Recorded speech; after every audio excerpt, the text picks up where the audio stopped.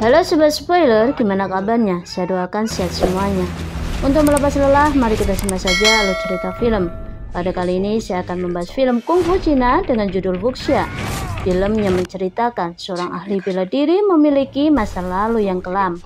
Ketika ia memutuskan untuk menjalani hidupnya di lingkungan yang tenang, ia justru dikejar oleh seorang detektif dan mantan pemimpinnya. Dan dikarenakan konten ini bersifat spoiler, alangkah lebih baiknya jika kalian menonton filmnya secara langsung. Dan baiklah kawan, langsung saja mari kita simak alur ceritanya. Film dibuka dengan memperlihatkan kesederhanaan sebuah keluarga petani di sebuah desa terpencil. Pemuda itu bernama Liu Jinxi. Ia hidup bersama istri dan kedua anaknya. Di tengah hari saat penduduk sedang sibuk bekerja, datanglah dua perampok. Mereka memasuki sebuah toko kelontong, di mana Jinxi bekerja di dalamnya. Mereka merampok uang. Beberapa orang yang ada di dalam menolongnya termasuk Jinxi. Pemuda itu sekuat tenaga menghalangi perampok dengan pukulan sekenanya. Ia terlihat tidak mahir dalam berkungfu.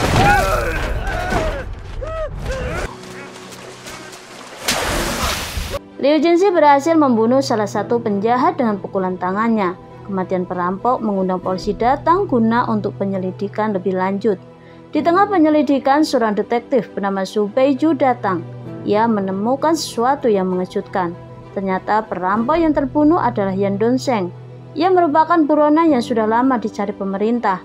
Maka demi menggunakan kesempatan ini, ketua polisi memutuskan untuk menutup perkara dengan menjadikan Liu Jinxi sebagai pahlawan. Namun tidak untuk Su Beiju. Kepiawaian Liu dalam menyerang dua perampok kelas kakap ini membuat Su Beiju curiga bahwa Liu Jinxi adalah seorang petarung. Maka ia memutuskan untuk terus menyelidikinya. Penyelidikan dimulai dari toko kelontong. Su menemukan jejak perkelahian siang itu yang tidak masuk akal jika dilakukan oleh seorang petani biasa. Maka ia mencari informasi dari orang lain. Ternyata Liu Jinxi adalah pendatang saat menikahi Ayu, istrinya. Bahkan ia bukanlah bermarga Liu. Liu Jinxi dikabarkan dari keluarga pemotong daging.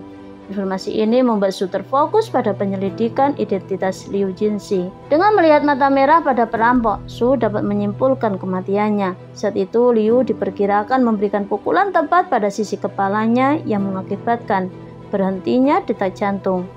Hal ini terhubung dengan kejadian beberapa tahun lalu saat terjadi pembantaian di rumah pemotong daging. Sebelum melanjutkan penyelidikan pada esok hari, Su Beiju memberikan akupuntur pada tubuhnya.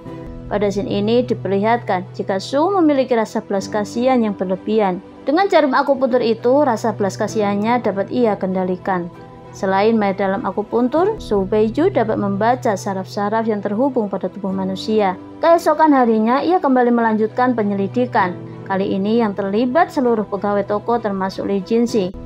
Ia diminta untuk memperagakan setiap gerakan yang ia keluarkan saat berhasil mengalahkan para perampok. Ia diminta untuk memperagakan setiap gerakan yang ia keluarkan saat berhasil mengalahkan para perampok. Liu Jinxi memperagakannya dengan gerakan-gerakan polosnya. Hal ini tidak membuat Su Beiju tertipu dengan mudah. Bahkan ia dapat membayangkan lebih gerakan Liu Jinxi saat menghadapi sang perampok sesuai dengan jejak yang ia temukan di TKP. Hingga akhirnya semua perampok terkalahkan dan meninggal dunia. Kecurigaan Su Beiju semakin mengarah pada kebenaran, hingga ia masih mengawasi setiap gerakan Liu. Seberapapun mahirnya Liu menyembunyikan ini, Su Beiju masih mencurigainya. Hingga sebuah musibah sengaja Su Beiju lakukan. Ia mendorong Liu hingga jatuh di jembatan. Namun sesuai perkiraan, Liu selamat. Setelah kejadian itu, Liu Jinxi mulai menyadari jika Su mencurigainya. Namun ia masih memasang wajah lugunya. Su mulai yakin dengan pemikirannya tentang Liu. Maka keesokannya ia meminta seseorang untuk pergi ke Lianzhou mencari tahu identitas Liu yang sebenarnya. Dan bahkan malam ini Su memutuskan untuk menginap di kediaman Liu Jinxi. Saat Liu tertidur, Su Beiju mengawasi tubuhnya. Ia tahu persis perubahan yang akan terjadi pada tubuh Liu jika ia memang seorang ahli kungfu. Dan malam itu ia tak menemukannya. Siang ini, Liu memutuskan menceritakan sesuatu. Setelah beberapa hari, Su Beiju terus-menerus mengawasinya. Liu bercerita tentang keluarganya dari desa Gong yang merupakan seorang pemotong daging hewan.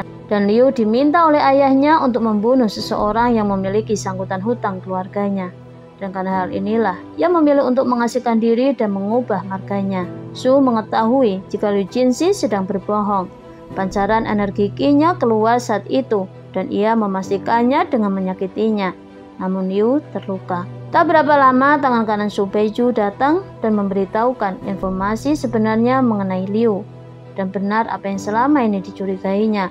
Liu Jinxi adalah Tang Long, pemuda yang menghilang setelah membantai habis satu keluarga pemotong daging. Setelah itu, Su mensegerakan kembali ke kota untuk meminta surat penangkapan Tang Long. Bahkan dengan kepolosannya saat mengetahui Su Beiju akan kembali ke kota, Liu Jinxi menunjukkan jalan pintas untuknya. Namun, ia meminta kepada Su untuk berjanji tak akan kembali lagi ke desanya. Seorang mata-mata yang mengetahui keberadaan Tang Long datang melapor pada master kungfu yang memang sedang mencarinya. Bahkan ia memberitahu jika Tang Long memiliki 2 anak. Namun ketidaktahuannya bahwa ia adalah ayahnya membuat orang itu terbunuh karena ucapannya. Setelah mengetahui informasi itu, sang master meminta anak buahnya membawa Tang Long kembali padanya. Pada keesokan harinya, bertepatan dengan perayaan yang digelar di desa itu, anak buah master datang menyerbu desa.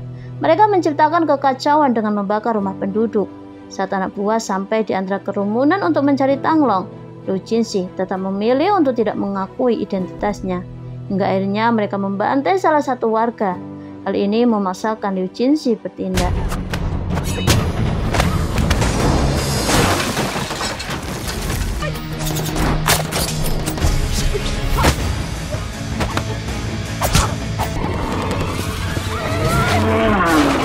Jinxi berhasil mengalahkannya. Sampainya di kediamannya, sang istri menangis mencoba tidak ingin mempermasalahkan jati dirinya.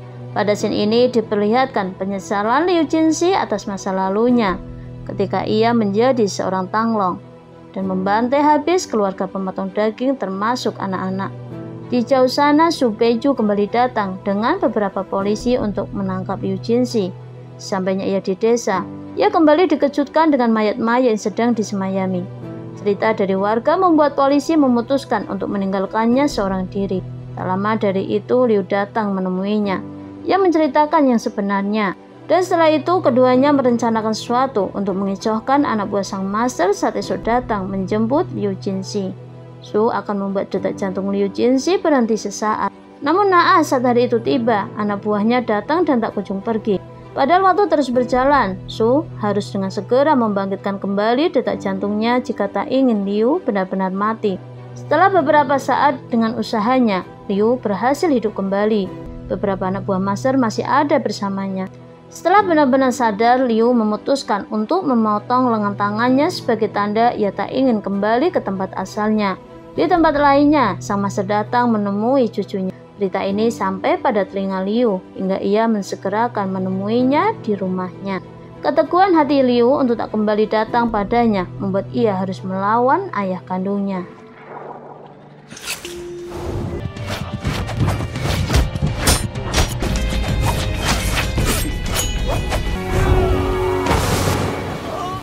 Su Beiju yang menyaksikan perkelahian dan menyadari jika tubuh sang master begitu kuat, maka ia memutuskan untuk melemahkan sarafnya melalui jarum akupunturnya. Su berhasil menancapkan beberapa jarum pada tubuhnya, hingga ia terlempar oleh master dan mengembuskan nafas terakhirnya. Begitupun sang master, jarum yang menempel pada tubuhnya menghantarkan aliran sengatan petir, hingga ia terlempar dan mengembuskan nafas terakhirnya. Film diakhiri dengan kembalinya kehidupan sederhana Liu Jinxi bersama keluarga kecilnya, dan film pun berakhir. Baiklah kawan, sampai bertemu di konten berikutnya. Jangan lupa klik subscribe karena subscribe itu benar-benar gratis. Jangan lupa pula klik share, like, and comment, dan juga klik loncengnya. Dan bye-bye.